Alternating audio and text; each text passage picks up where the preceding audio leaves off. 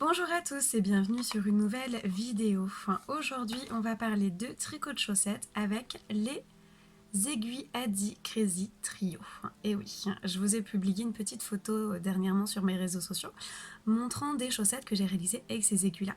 Et visiblement, ça vous a très intéressé d'avoir un petit tuto pour les utiliser.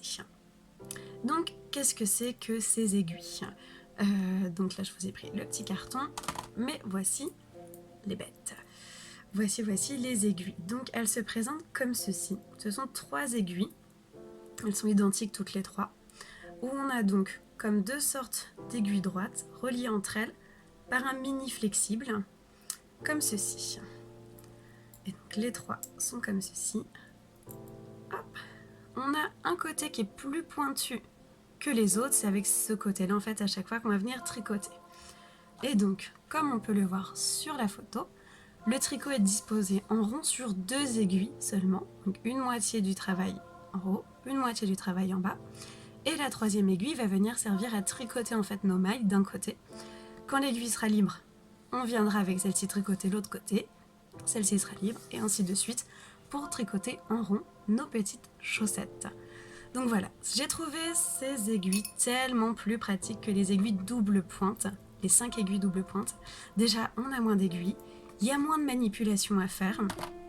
Le côté flexible en fait des aiguilles nous permet donc de bien mettre notre travail en rond et d'éviter d'avoir une échelle sur le côté comme avec le Magic Loop. Donc vraiment, c'était un petit coup de cœur sur ces aiguilles. Même si je préfère les mini circulaires, mais elles sont quand même vraiment pas mal celles-ci. Pour les personnes qui sont pas assez à l'aise avec les toutes mini circulaires, je trouve que ça c'est un bon moyen pour pallier justement aux défauts de chacune des aiguilles, que ce soit 5 aiguilles double pointe ou mini circulaire. C'est vraiment le mix entre les deux techniques, un mix vraiment très pratique je trouve. Donc voilà. Où trouver ces aiguilles? On peut les trouver chez sa mercière, par exemple. Vous pouvez vous renseigner auprès de votre mercière, savoir si elle a possibilité de se procurer ce produit. Sinon, après, avec une simple recherche Google, vous pouvez les trouver sur de nombreux sites internet, comme Butinet, Rascol, Hobby, et j'en passe. Enfin, voilà. On en trouve assez partout. C'est assez facile de s'en procurer. Elles existent en différentes tailles aussi. On a des aiguilles plus longues et on a aussi des grosseurs plus ou moins longues en fonction de ce qu'on veut faire.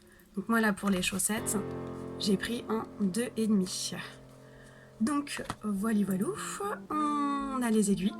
Mais pour tricoter nos chaussettes, on a besoin d'un petit peu de matériel évidemment, notamment de la laine à chaussettes.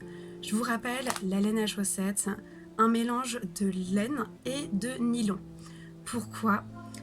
Déjà parce que la laine ça tient plus chaud et ça permet que le pied respire, contrairement à l'acrylique en fait qui n'est pas du tout respirant.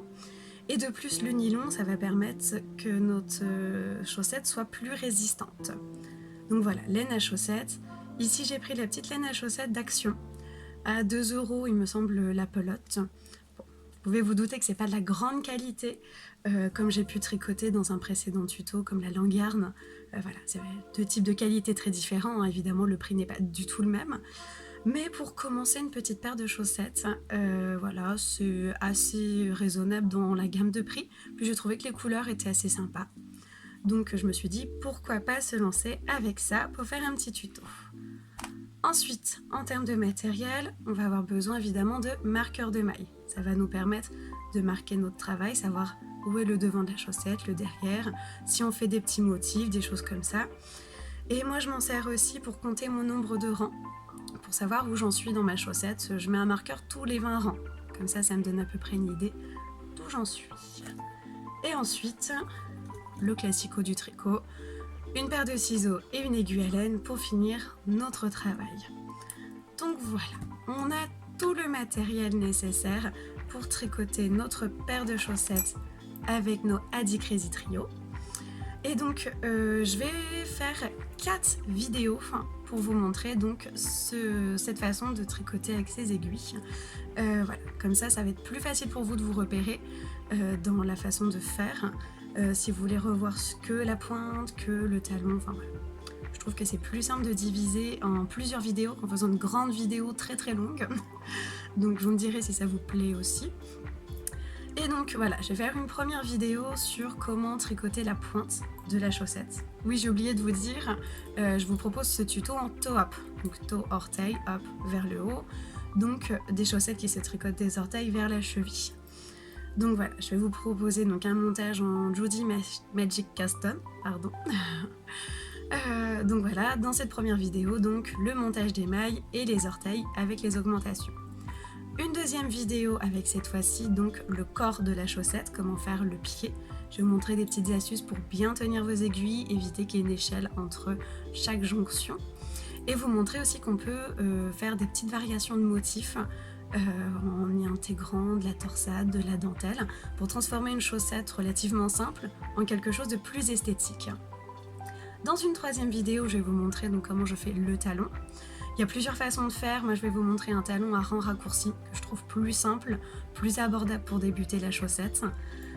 Donc voilà, mais après libre à vous de prendre une autre façon de faire. Et dans la quatrième vidéo, on verra donc comment finir la chaussette. Il y a aussi différentes manières de terminer une chaussette. Donc je vais vous montrer des petites choses comme ça, comme les côtes, voilà, et la finition pour que le bord soit bien élastique pour enfiler la chaussette. Donc voilà, j'espère que ce programme vous plaît. En tout cas, il y aura beaucoup de travail à faire de mon côté. Donc une petite chose aussi, n'oubliez pas de vous abonner à ma chaîne YouTube et d'activer la petite cloche sur le côté. Comme ça, vous allez être au courant à chaque sortie de vidéo. Vous allez être sûr de ne pas en louper une seule. Donc voilà. Maintenant que vous avez toutes les informations pour commencer, je vous laisse le temps de vous procurer le matériel nécessaire. Et moi, je vais m'empresser de commencer à réaliser le tuto, à filmer les premiers montages de mailles. Donc voilà, j'espère que ça vous plaît. Je vous dis à bientôt pour de nouvelles vidéos. Ciao!